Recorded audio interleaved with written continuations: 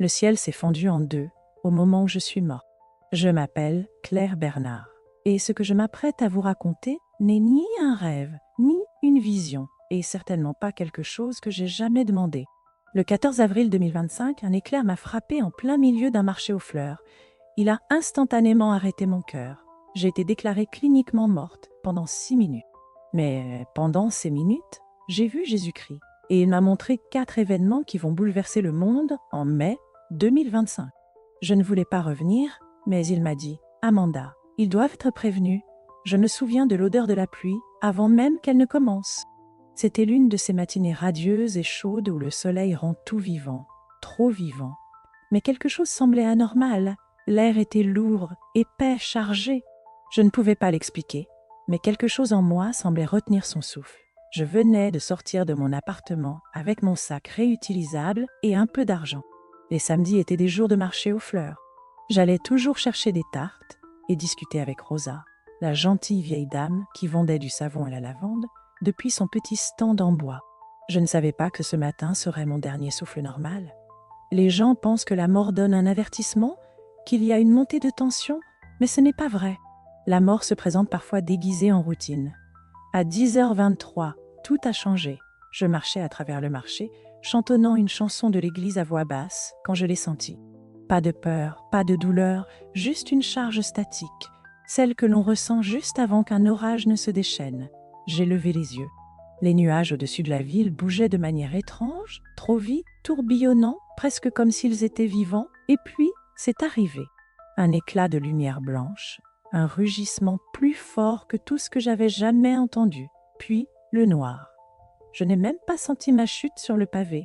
Il n'y avait pas encore de secouristes, ni de voix qui criaient, juste le vide. Mais voici la partie étrange. J'étais toujours conscient. Je pouvais sentir mon corps se détendre, comme un nœud qui se défait. Mon âme n'a pas été arrachée. Elle a été libérée. Et ensuite, que s'est-il passé? Aucun mot ne pourra jamais suffire. Mais je vais essayer, car vous devez savoir que ce matin aurait dû être simple, paisible. C'était la seule routine de ma semaine qui paraissait intouchable. Le marché aux fleurs, ce petit coin de couleur et de joie caché près de la rue Ashbury, était mon sanctuaire. On ne penserait pas qu'un endroit pareil puisse être votre dernière scène, mais le ciel a son propre timing. Je me souviens être passé devant le stand de miel en saluant le jeune homme qui offrait toujours des échantillons gratuits. Je me rappelle avoir ajusté la sangle de mon sac à dos, sentant mon téléphone vibrer dans ma poche arrière. Je l'ignorais. Ma mère devait probablement encore m'envoyer un message à propos des plans pour l'église. « Hé, Amanda !» appela Rosa. Je souris et m'approchai. « Tu es en avance aujourd'hui ?» dis-je. C'est à ce moment-là que le vent changea, pas celui que l'on attend avant une tempête de printemps. C'était un vent aigu, intentionnel. C'était comme si l'air lui-même prenait conscience de ma présence. Les poils de mes bras se hérissèrent. « Ça va ?» demanda Rosa. « Je pense qu'une tempête arrive, » répondis-je. Mais même en disant cela, les nuages au-dessus de nous prenaient une tournure étrange. Ils n'étaient pas gris. Ils étaient argentés, métalliques, tournoyant d'une manière que les nuages ne devraient pas tourner. C'est alors que je vis la lumière. Pas une lumière naturelle, pas la lumière du soleil, quelque chose de sacré. Je n'avais pas le temps de réagir. L'éclair tomba en un seul éclair concentré, comme s'il m'avait choisi. Il y avait des dizaines de personnes à proximité, mais c'est moi qui le frappa. Un cri, un éclair, puis rien. Mais la mort ne ressemblait pas à une fin. Cela ressemblait à un commencement. Alors que mon corps s'affaissait au sol, je le quittais déjà. C'était comme regarder quelqu'un d'autre tomber. Je flottais lentement, paisiblement, tandis que les gens en bas criaient et couraient vers mon corps. « Elle ne respire pas », cria quelqu'un. Mais je ne m'inquiétais pas, car je n'étais plus là, je n'étais pas censée survivre. C'est ce que les médecins diraient plus tard. L'éclair m'a frappé directement dans la poitrine, arrêtant instantanément mon cœur. Les gens ne survivent pas à ça, pas sans dommages cérébraux, pas sans être brisés. Mais c'est ça le problème. Ils ne te disent que ce que la science comprend, ce qu'ils ignorent. C'est ce qui se passe lorsque le ciel décide d'interrompre la terre. Alors que l'électricité traversait mon corps, je me sentais immobile. Le temps ne ralentissait pas, il s'était arrêté. Ma conscience se séparait de mon corps si vite que je ne réalisais même pas que j'étais morte. Je regardais en bas et vis mon corps, cheveux brûlés, vêtements fumants, gens courants, mais je ne ressentais aucune douleur, aucune peur, juste du silence. Et puis le ciel s'est ouvert au-dessus de moi. Un tunnel, mais pas sombre, pas fermé. Un couloir vivant de lumière. J'étais tirée vers le haut, non pas forcée, mais invitée. Le courant autour de moi n'était ni du vent, ni de la gravité. C'était de l'amour en mouvement. J'entendis des voix pas humaines, chanter, pas en anglais, pas dans aucune langue que j'avais jamais parlé, mais je les comprenais. Chaque note débordait de joie, chaque syllabe enveloppée de paix. Alors que je traversais le tunnel, des éclairs ont commencé à m'entourer, des visions, des souvenirs, des vérités que j'avais oubliées. Je me suis vue enfant, priant dans ma chambre. J'ai revu le moment où j'ai pardonné à quelqu'un qui ne s'était jamais excusé. J'ai aperçu mes larmes, ma dévotion, ma solitude, tout rassemblé comme un trésor sacré. Rien n'a été gaspillé, a dit une voix, puis un changement. Le tunnel céda la place à un calme, et je pénétrai dans l'éternité. Au moment où mon esprit se détachait complètement de mon corps, je fus traversée, non seulement du passage de la vie à la mort, mais du temps à la vérité. Il n'y avait pas de grande porte, pas de harpe, juste du calme, mais pas un calme vide. C'était vivant, comme si l'air lui-même m'observait, patient. Les couleurs étaient irréelles, plus riches, plus profondes, presque palpables. La lumière ne brillait pas, elle communiquait. Alors j'ai réalisé que je ne posais le pied sur rien. Pourtant, je ne tombais pas. J'avais du poids mais pas de corps. J'avais la vision sans avoir Dieu. Et pourtant, je n'avais jamais vu aussi clairement. Puis, j'ai entendu la voix la plus familière que j'ai jamais connue, même si je ne l'avais jamais entendue auparavant. Amanda, mon nom, mais pas comme les gens le prononcent. Il l'a dit comme s'il l'avait créé. Je me suis tournée vers cette voix. Et là, il était Jésus, pas le Jésus des tableaux, pas la figure lointaine des histoires du catéchisme, mais le vivant. Il me regarda, et chaque fragment brisé de ma vie s'est brisé pour mieux se reconstruire dans un souffle unique. Je ne suis pas tombée à genoux. Je n'en avais pas besoin. Tout mon être s'est naturellement incliné vers lui. C'était comme si mon âme reconnaissait son Créateur et s'y soumettait sans hésitation. « J'ai attendu de te parler face à face, » dit-il. « Il y a beaucoup à te montrer. Le temps n'est pas ce que tu crois. » Son vêtement scintillait de lumière et de tempête. Ses yeux, je ne sais même pas comment les décrire. Des galaxies y résidaient, chaque prière que j'ai jamais prononcée résonnait dans son regard. Puis, il leva la main. Un rouleau apparut dans l'air entre nous. « 4 événements sont prévus pour mai 2025, dit-il. Et tu dois retourner pour le dire. » Mon esprit tremblait. Il ouvrit le rouleau, et ce que j'y vis me secoua jusqu'au plus profond de moi. Je flottais juste au-dessus de la scène, observant le chaos se dérouler comme s'il s'agissait de la tragédie de quelqu'un d'autre, mais ce n'était pas le cas. C'était moi sans vie, étendu sur le pavé du marché aux fleurs, la vapeur s'élevant de ma chemise brûlée, les pétales de mon bouquet dispersés comme une offrande autour de mon corps. Rosa s'agenouilla à mes côtés, en sanglots. « Elle ne respire pas !» cria quelqu'un. « Je crois qu'elle est partie !» s'écria un autre. Je voulais les réconforter. Je voulais leur dire « Ça va, je ne suis plus là-dedans. » Mais je ne le pouvais pas, car je ne faisais plus partie de ce monde. J'avais franchi une frontière vers quelque chose d'autre. Le temps n'avait plus de sens. Il ne s'écoulait pas. Il était figé. Je ne ressentais ni battement de cœur, ni souffle. Mais je n'avais pas peur. La peur était restée avec mon corps. Puis j'ai remarqué quelque chose d'étrange. Il y avait une lueur autour des personnes qui priaient. Oui, priaient. Certains témoins ne paniquaient pas. Ils s'exprimaient d'une voix douce et tremblante. Et je pouvais voir. Une véritable lumière s'échappait de leurs lèvres comme une brume qui montait vers le ciel. Elle ne disparaissait pas dans l'air. Elle se déplaçait avec une certaine intelligence, comme si elle savait où elle allait, toujours vers le haut. Elle m'a traversée et je l'ai ressentie, une chaleur, comme si ses prières me donnaient de la force, même au-delà de la mort. Puis je l'ai vue. Une silhouette en blanc se tenait près de mon corps, les bras croisés calmement, me regardant. Il n'était pas pressé, il n'était pas inquiet. « Amanda, disait-il sans parler à voix haute, tu as assez vu de cette partie? Il est temps d'avancer. » Je ne marchais pas vers lui, j'étais simplement arrivée à ses côtés. Il s'est retourné, et d'un dernier regard porté à la coquille brisée que j'avais été, je l'ai suivi. La silhouette à mes côtés ne parla plus, mais dès que je l'ai dépassée, l'espace a complètement changé. Fini le marché aux fleurs, fini la terre, juste de la lumière. Une lumière mouvante. Mais ce tunnel n'était pas comme ceux que décrivent habituellement les récits de mort imminente. Il n'y avait pas seulement de la lumière au bout. Tout le tunnel était vivant, et il était fait de voix. des voix que je reconnaissais des murmures de personnes oubliées, ma grand-mère chantant des hymnes, mes prières d'enfance, un inconnu priant pour le monde dans le métro, le sermon d'un pasteur qui m'avait autrefois bouleversée. Elles étaient toutes tissées dans ce passage. Chaque voix avait une couleur, chaque son avait une texture, et tout s'écoulait dans une seule direction, vers l'avant. Ce sont les échos de la foi, dit une nouvelle voix à mes côtés. Ils ont construit ton chemin, je me suis tournée. Un autre être s'était joint à moi. Grand radieux, ni homme ni femme, juste une présence pure. Es-tu un ange? Ai-je demandé, je suis un messager, répondit-il. Et ceci est le couloir de l'intercession. Peu le voient, mais il est là pour tous ceux qui marchent dans la foi. À chaque pas, ou plutôt ce qui ressemblait à un pas, apparaissaient d'autres voix. Je ne savais pas que mes prières étaient si importantes, ai-je murmuré. Elles le sont toujours, répondit le messager. Même celles que tu as murmurées en pensant que personne n'écoutait. J'ai avancé en silence, les larmes aux yeux. Bien que je n'ai pas de corps, je ressentais la douleur profonde des pleurs, non pas par tristesse. J'avais passé la majeure partie de ma vie sans comprendre la puissance de ma propre connexion au ciel. Maintenant, je marchais à l'intérieur de la preuve de cela. Lorsque le tunnel s'est terminé, tout autour de moi a de nouveau changé. Le mouvement s'est arrêté. Les voix se sont estompées et soudain, je me tenais dans ce que je ne peux appeler que la chambre du silence. Il n'y avait ni mur, ni sol, ni plafond, juste un calme infini. Pas un silence, un calme. Ce genre de calme qui te rappelle qui tu es, qui te dépouille, non pas pour te faire honte, mais pour te montrer la vérité sans fil.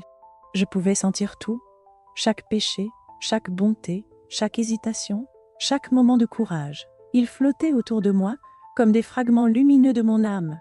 Puis je l'ai entendu, la voix qui avait autrefois formé les étoiles. « Amanda, dit-il, je ne suis retourné. » Et là il se tenait, Jésus.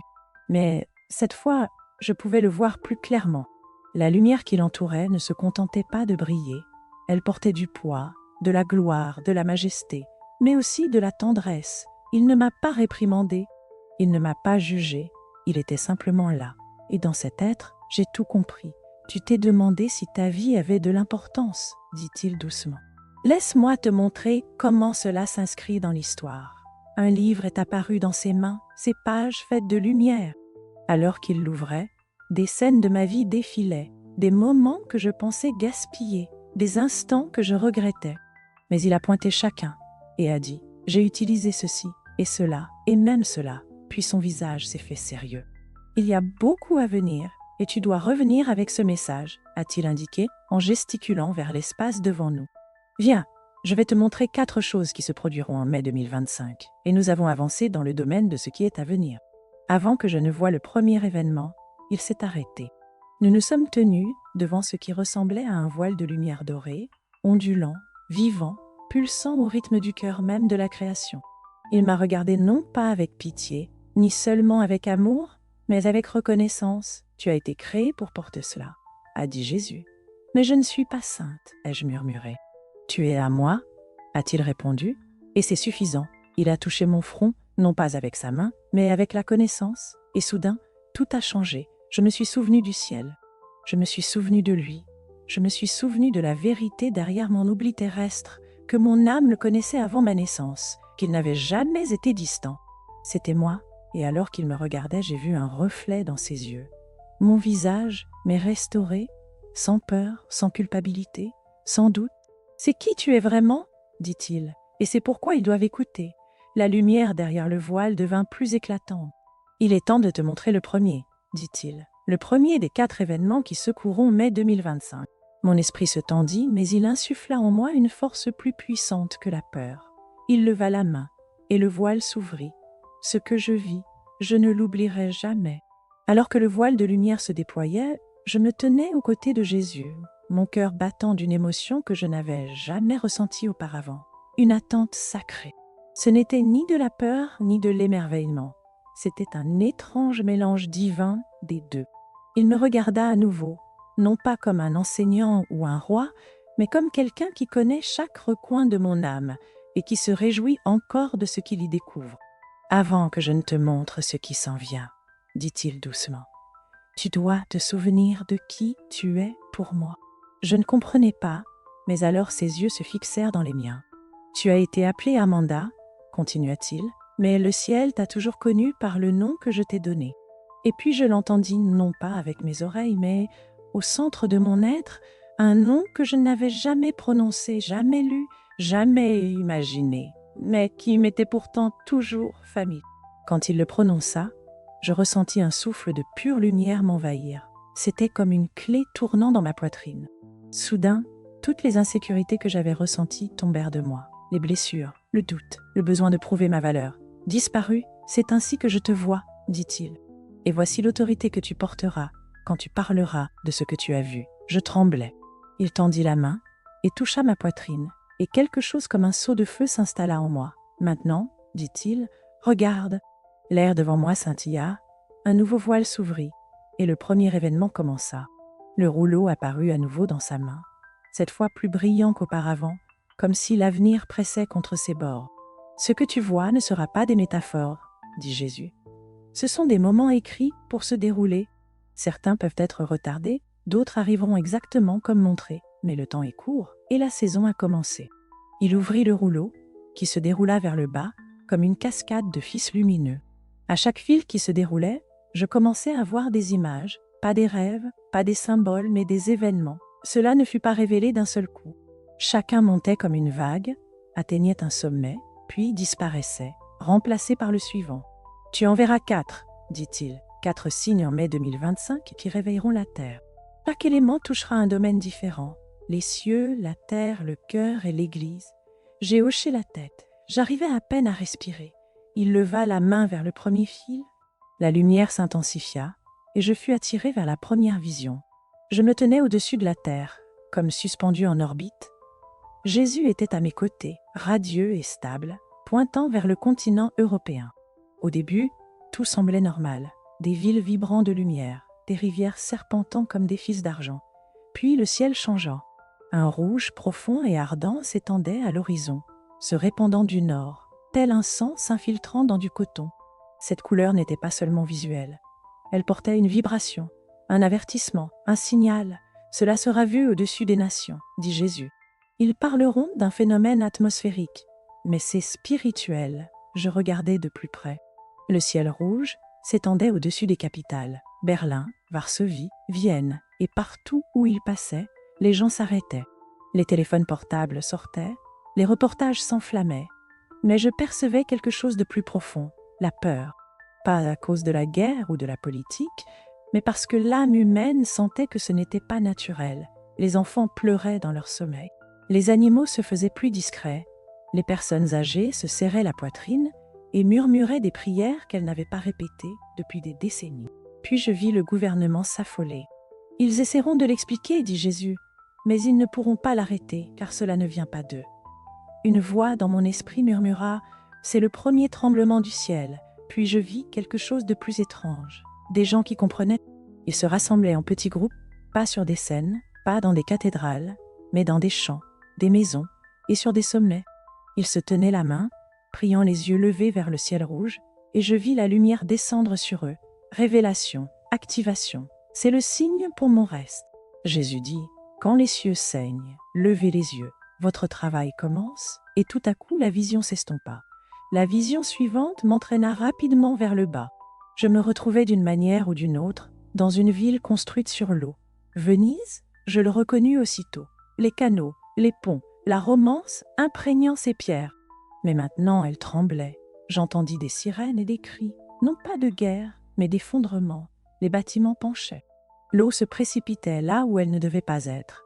La ville n'était pas seulement inondée, elle coulait. C'est le deuxième événement, expliqua Jésus à mes côtés. La terre gémira sous la corruption. Les fondations céderont. J'ai vu des touristes tenter d'échapper à la situation et des habitants attendre dans l'eau jusqu'à mi-jambe, réfugiés dans des églises, des musées et des maisons. L'eau montait rapidement. Les gens pleuraient non seulement de peur, mais aussi d'incrédulité, comme s'ils ne pouvaient pas croire que cela se passait réellement. Puis j'ai vu la vérité. Sous la ville, j'ai perçu quelque chose comme une fracture spirituelle, une déchirure. De cette déchirure s'écoulait l'obscurité depuis des décennies, cachée, silencieuse, mais désormais révélée. Ce qui a été construit sans droiture s'effondrera en un jour, a dit Jésus, et ce n'est que le commencement. Mais une fois encore, j'ai aperçu de l'espoir. Une unique chapelle, à moitié submergée, restait intacte. À l'intérieur, une femme pleurait sur une Bible ouverte, et de son cœur s'écoulait une lumière qui repoussait l'eau, l'empêchant de monter davantage. Un cœur en harmonie avec le ciel peut interrompre le désastre. Jésus a dit « C'est la puissance que j'ai placée en mon peuple ». Puis la vision s'est estompée.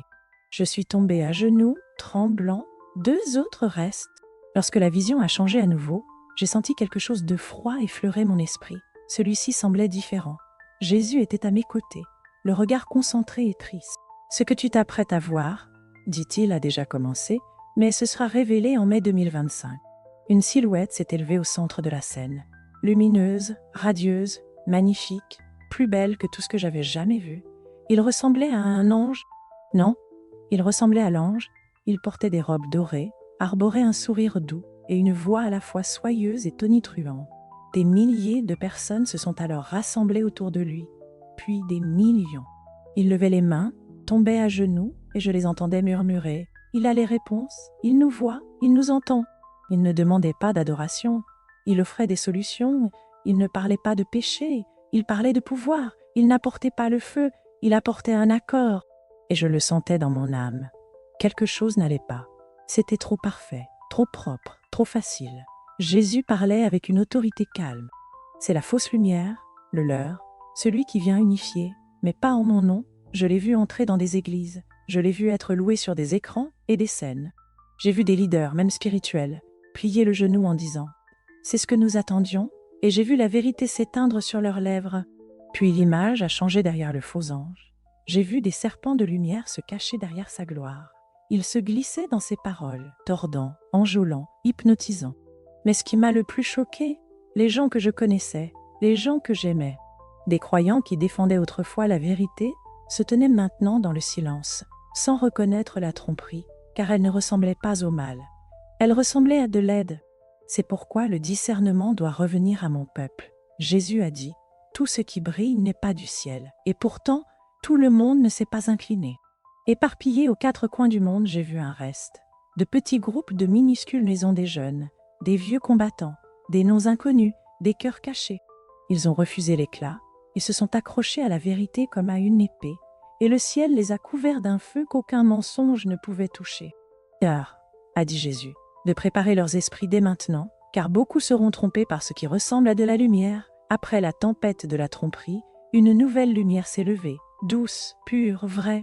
Elle ne venait pas d'en haut, mais de l'intérieur des lieux cachés de la terre, des huttes, des églises en ruine, des cellules de prison, des sols en terre battue, des genoux dans des chambres secrètes.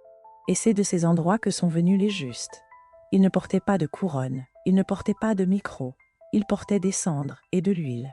Ceux-ci sont mes vrais élus, a dit Jésus, nés dans l'obscurité, forgés dans le feu, leurs voix réveilleront des nations. Elle n'avait pas de chaussures, mais sa voix avait une puissance qui traversait l'air comme le tonnerre. J'ai vu un vieil homme dans une zone de guerre, murmurer des écritures, alors que des bombes tombaient autour de lui, avec des anges descendant pour protéger ses paroles comme des boucliers vivants. J'ai vu des mères qui avaient tout perdu, adorer avec des voix brisées qui faisaient s'arrêter les armées du ciel pour écouter. Ceux-ci étaient petits, mais ils brûlaient. Et ce feu a commencé à se répandre. Ils n'avaient pas besoin de scène, ils n'avaient pas besoin d'autorisation. Ils avaient juste besoin de Jésus, et il était en eux comme une rivière rugissante. En mai 2025, il a dit, ce mouvement va éclore, silencieux au début, mais irréversible. J'ai vu ces restes franchir des frontières, rêver des rêves, et imposer des mains qui guérissaient. Je les ai vus parler en langues qu'ils n'avaient jamais apprises. J'ai vu la gloire reposer sur leurs épaules comme des manteaux passés par le ciel lui-même. Puis il m'a regardé. Ils regardent, ils écoutent, et certains d'entre eux entendront ce message. Parle avec feu que j'avais vu. Et pourtant, on m'avait choisi quand même. Je voulais rester. Je voulais rester dans cette lumière avec lui, regardant le reste monter puis tomber, cette fausse lumière. Mais Jésus s'est tourné vers moi, et je savais déjà ce qui allait arriver. Amanda, dit-il, cette vision ne t'était pas destinée seulement. Tu entends cela maintenant parce qu'il faut en parler avant que le tremblement ne commence. Je ne suis que moi. Il s'est agenouillé à mes côtés, le roi de tous, et m'a regardé dans les yeux. Tu portes mon souffle, c'est suffisant. Ta voix tremblera, Mais ton esprit tiendra bon, tu te souviendras par fragments, mais je rassemblerai les morceaux quand le moment sera venu. » Puis, j'ai vu une dernière image, une mère de Jean regardant une vidéo, écoutant, pleurant, écrivant, changeant, non pas à cause de moi, mais à cause de lui. « Ils ressentiront l'urgence, a-t-il dit, et ceux qui me portent reconnaîtront ce qui est vrai. La lumière m'a enveloppé à nouveau. Le rouleau s'est refermé et le voile est tombé. Mon esprit a crié, ne me laisse pas oublier. Tu ne pourras pas, a-t-il murmuré, car ce message est inscrit dans ton souffle. Puis, tout a explosé en couleurs et je tombai rapidement vers la terre.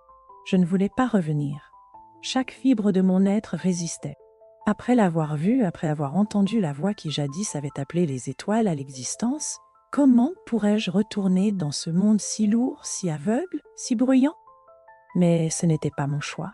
La lumière autour de moi pulsait de nouveau, ne s'étendant plus, mais se resserrant. J'étais attirée vers le bas, à travers les dimensions, à travers les souvenirs, à travers le bruit. Ce n'est pas le temps de rester, dit doucement Jésus, mais il est temps de parler. Ces derniers mots résonnaient dans mon âme, comme un tonnerre enveloppé d'amour. Avertis-les, renforce-les quelques-uns. Les vents de mai souffleront qu'ils soient prêts ou non, puis le silence. Je suis tombée rapidement. La belle lumière a laissé place à quelque chose que je ne peux décrire autrement qu'une densité écrasante.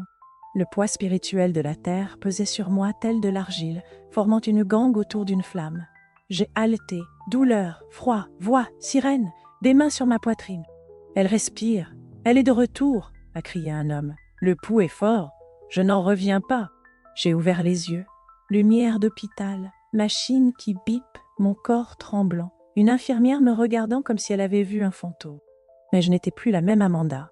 Je m'étais éveillée avec des questions. Je suis revenue avec le feu. Les jours qui ont suivi furent étranges. Les médecins ne pouvaient pas expliquer comment j'avais survécu. « Les coups de foudre directs sont presque toujours mortels, » a dit l'un d'eux, se grattant la tête. « Tu as des brûlures, mais ton cœur est pur, ton esprit est intact. » Mais ce n'était pas vrai. Mon esprit a été changé à jamais. J'ai commencé à me rappeler de la page du ciel rouge de la ville en train de couler, de l'ange de lumière, du feu chez les fidèles, et de sa voix. Je ne pouvais pas rester silencieuse. J'ai écrit pendant des heures, essayant de tout capturer avant que les souvenirs ne s'estompent. Et pourtant, ils n'ont pas disparu. Ils sont restés nets, trop nets. Certains étaient sceptiques, d'autres pleuraient. Et quelques-uns ont dit « Amanda, j'ai ressenti cela aussi. » C'est alors que j'ai su que ce n'était pas seulement pour moi. Ce message était un appel à l'Église, aux chercheurs, à ceux qui ont rêvé de quelque chose qui arrive sans pouvoir le nommer. Si tu écoutes en ce moment, si cela t'a trouvé, ce n'est pas un accident. Tu dois te réveiller avant mai, éteins le bruit, retourne à genoux. Lis la parole comme si ta vie en dépendait, parce que c'est le cas. Ne fais pas confiance à chaque ange qui brille, ne suis pas chaque voix qui console. Accroche-toi à Jésus. Il reste la seule lumière qui ne fait pas semblant. Je vais finir cela de la seule manière que je connais. C'est ton avertissement. Mai 2025 ne sera pas comme les mois précédents, non pas parce que le monde brûlera en un seul jour, mais parce qu'il commencera à changer discrètement d'abord, puis bruyamment. Quand le ciel devient rouge, ne panique pas. Prie. Quand une ville s'effondre, ne te contente pas de regarder. Repens-toi. Quand un faux ange se lève, ne le suis pas, discerne. Et quand les justes apparaissent, rejoins-les. Jésus ne m'a pas montré ces choses pour effrayer. Il m'a montré parce que le temps de la foi décontractée est terminé. Tu n'as pas besoin d'être un prophète. Tu n'as pas besoin d'être célèbre. Tu dois juste être éveillé. Une guerre se prépare. Non pas de bombes, mais de voix. Et ceux qui connaissent la voix du berger seront les seuls à marcher avec paix. Je suis morte le 14 avril 2024. J'ai rencontré Jésus et je suis revenue non pas avec des théories, mais avec la vérité.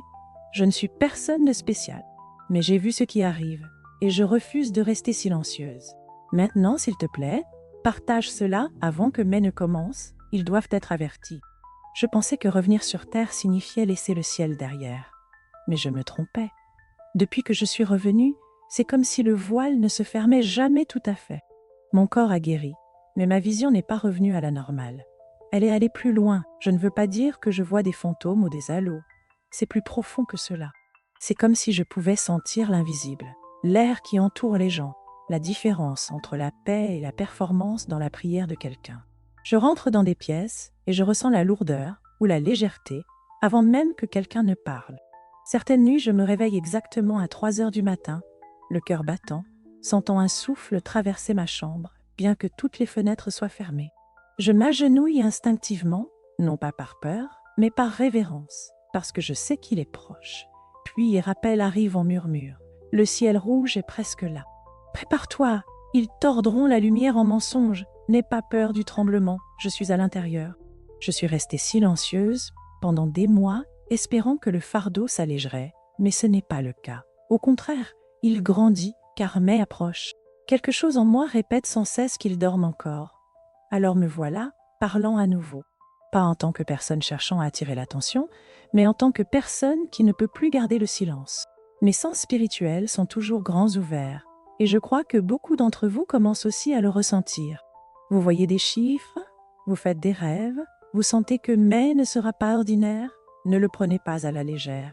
Vous n'êtes pas fou, vous êtes appelé. Voici mon dernier mot. Pas parce que j'ai fini de parler pour toujours, mais parce qu'une fois que mai 2025 commencera, les choses parleront d'elles-mêmes. Vous le verrez, vous le ressentirez, et d'ici là, le choix ne sera plus une question de croyance, ce sera une question de positionnement. Voici ce que je veux dire. Si vous êtes en Christ, vous n'aurez pas peur. Si vous êtes dans la confusion, vous serez secoué.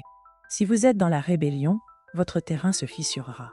Ce n'est pas une punition, c'est une correction, un ajustement divin pour une planète qui s'est éloignée du chemin. Mais la miséricorde parle toujours en premier. C'est pourquoi j'écris, c'est pourquoi vous entendez. Alors s'il vous plaît, arrêtez de faire défiler, de douter, de procrastiner. Pardonnez à cette personne. Coupez le bruit, repentez-vous en secret, jeûnez pour obtenir de la clarté.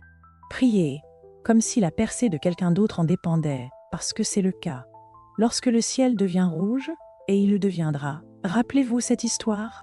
Lorsque la ville s'effondre, et elle s'effondrera, rappelez-vous cette voix. Lorsque l'ange de lumière se lèvera, et il se lèvera, souvenez-vous à qui vous appartenez. Et lorsque les petits commencent à rugir, ne les ignorez pas, rejoignez-les, car ils porteront le feu qui survivra à l'inondation. Je m'appelle Claire Bernard.